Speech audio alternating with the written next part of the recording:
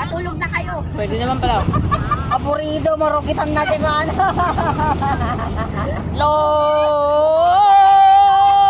Matulog lang kayo, huwag kayong kumain. Mm. Tulog na. Aburido, japlag na marukitan. Hindi naman pala manghang yung sili. Ingatan ko yan. Iwasing man. Hoy, wag ka na magbaon ng ganyan kung hindi ayaw mo madumihan. Pwede pala yung itong sausaw sa ganito. Semento lang yan. Dumi pa rin yung... Dapat may dala ka rin na semento sana. Next time magdadala tayo ng table cloth. Next time kukuha ko na ng plastic. Yung hindi ko naman nakalain na ano eh. Hindi ka nagdala din ng plastic. Alam nyo, you must expect the unexpected. Oh, yeah. Don't always special ang mangyayari. Always think my worst. Expectation versus Yes.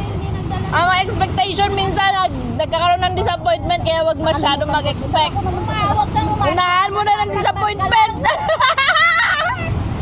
Oh, yung itlog oh, hindi ko in-expect. Pwede palang ganutuin. First time ko. Toyo at saka mga ano. Pwede nang maglatag doon. May kamatis pa, masarap pa na. Pwede pala ganito. Ano, nag-iinti ka sa sili?